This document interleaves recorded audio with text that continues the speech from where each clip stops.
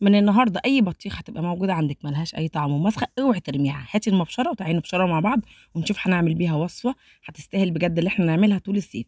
يلا بينا بقى كده. زي ما انتم شايفين انا ببشر اهو، شايفين؟ ببشر كده من حتت رفيعه من التخينه، اي حاجه ببشر البطيخه بتاعتي. ايوه كده يا سيدي على الجمال. اوعي ترمي اي حاجه. البطيخه طلعت معاكي مسخه هنستفاد بيها، عملنا بيها احلى ايس كريم. شايفين بقى التلج والسيف، الدنيا حررت وعايزين بقى ناكل ايس كريم. اوعي تجيبيه من بره، اعمليه في البيت واعمليه بنكهه البطيخ، حاجه كده تجنن بجد. بصوا الشكل يا جماعه بيحكي عن نفسه. الدنيا حررت، يلا بقى بينا نشوف الطريقه والوصفه سهله جدا. انا كان عندي البطيخه كده وطلعت مسخه ومش عاجباني، طبعا انا ما رميتهاش، جبتها كده وقطعتها زي ما انتم شايفين، وهبتدي بقى ان انا ابشرها زي ما قلت لكم بالمبشره، او هتاخديها تشيلي منها البذر بتاعها كده واحده واحده، تقطعي وتشيلي منها كل البذره بتاعتها وتحطيها في الخلاط وتعصريها. يعني الحاله دي او دي هتعمليها بيها مفيش اي مشكله، ان انت تبشريها عادي جدا وان انت تقطعيها وتطلعي منها البذره دي واحده واحده كده وتحطيها في الخلاط برده مفيش اي مشكله. انا جبت لك الوصفتين وانت اختاري اللي انت عايزاه، بس المهم ان احنا مش هنرمي البطيخ بتاعنا. بس قبل بقى ما نبدا الفيديو بتاعنا ده كده ونبتدي بقى الصيف الحلو الجميل بالمثلجات بالايس كريم الروعه ده، ما تنسوش بقى تحطوا لي بقى اللايك الحلو وكومنت حلو كده منكم ليا، بجد بيفرحني قوي بيخليني اكمل. وبجد بجد والله العظيم بصوا بتدوني طاقه ايجابيه. بحب انزل لكم كل حاجه حلوه وكل حاجه تستفادوا بيها، وانتوا عارفين كويس قوي ان انا الفيديوهات لما بتبقى وحشه انا باجي في الاخر بقول لكم الفيديو مش حلو، او باجي بقول لكم ما تعملوش الوصفه دي. بس بجد الايس كريم كان حلو. هنا بقى زي ما بقول لكم كده اللي انا شلت منه البذر ده هحطه في الخلاط وهصفيه، وبرده بنفس الطريقه كده بالمبشره. عايز انت سهله عندك اعمليه، انا جبت لك الطريقتين وانت اختاري. زي ما انتم شايفين بقى كده انا ببشره وكان نازل سهل جدا.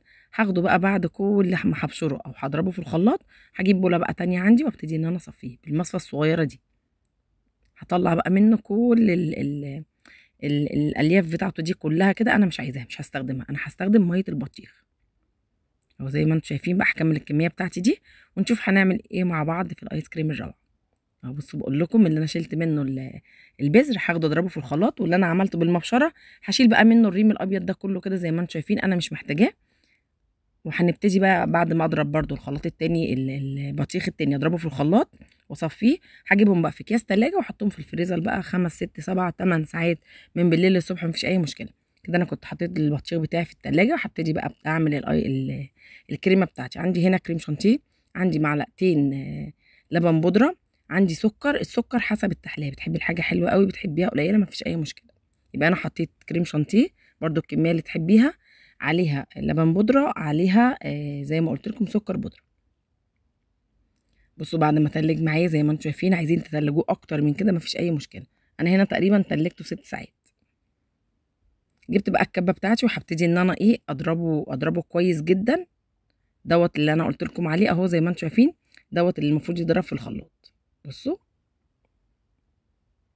انا بعد ما تلجته يعني التاني اللي انا عصرته بالمبشره انا صفيته كويس جدا وشلت منه الفتل وحطيته كده ميه يعني ماده سايله شلتها في التلاجة. ودوت كده زي ما انتم شايفين ده تلج معايا خالص، انا شلت منه البذر تلج معايا على الاخر خالص. بصوا نزل سمودي تقيل، شايفين عامل ازاي؟ اهو دوت القوام اللي انا عايزاه. هضربه كويس جدا وهو متلج هيديني بقى القوام دوت. هاخد بقى منه كده على الكريمه بتاعتي، هحط له هنا معلقتين عسل نحل،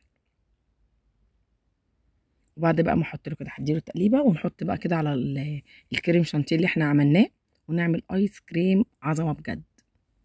زي ما قلت لكم من هنا ورايح احنا مش هنرمي اي حاجه خالص. انزلي بقى بالكميه كده واحده واحده، شوفي لحد لما تمسك معاكي وهيبقى معاكي احلى ايس كريم. طبعا لو اللون بتاعك طلع معاكي فاتح حطي لون طعام مفيش اي مشكله خالص. لون طعام بالنسبه لنا ده لون صحي، احنا بنحطه في الاكل وبنحطه لما بنعمل التورت والحلويات مفيش اي مشكله خالص. ولو عايزين برضو تعملوا نفس الخطوه دي بتاعه البطيخ اللي هو اللي تشيلوا منه البذر وبرضو تضربوه في الخلاط وتصفوه مفيش اي مشكله. انا وريتكم الطريقتين واللي انتوا حابينه اعملوه. هنا بقى انا عايزه اغطي عشان مبهدل الدنيا خالص، جبت الغطا بتاع الميكسر وبرده الدنيا ايه يعني مش متظبطه، الغطا اصغر من البوله. هنا بقى بقول لكم عايزين تعززوا اللون كمان حطوا له لون كده صحي مفيش اي مشكله. هنظبط بقى اللون لحد لما يطلع معانا بقى بالشكل الحلو ده. هجيب بقى عندي هنا بوله اي حاجه كده زي ما انتم شايفين، هصب كده فيها الخليط بتاعي وهضربه ضربتين حلوين كده طلع منه الهواء، وهندخله بقى في الفريزر ليله كامله، يعني من بالليل لتاني يوم كده تفتحي عليه وتقدميه بألف هنا.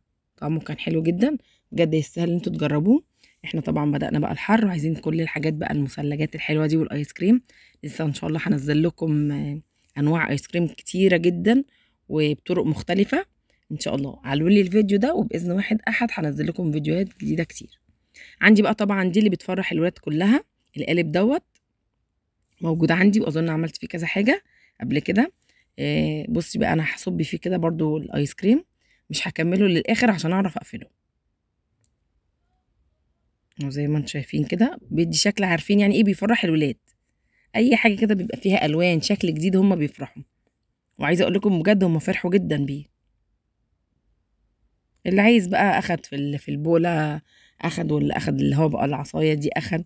انا بقفلها كويس جدا اهو، وهدخلها زي ما بقول لكم هندخلها الفريزر، وبعد يوم كامل هنطلعها. وهتقولي طب يا رشا العصايه دي احنا هنفكها ازاي؟ هقول لكم هنفكها ازاي. هنا اهو زي ما انتم شايفين، بصوا هجيب بقى ميه سخنه وهنزل بيها يعني اقل من نص دقيقه، يا دوبك معايا بس كده تتلحلح معايا كده العصايه كده، يعني القالب دوت كده يتلحلح. انا هجرب كده بالراحه علشان ما تتكسرش منك، يعني واحده واحده لحد لما ايه تلاقيه كده هيطلع معاكي على طول.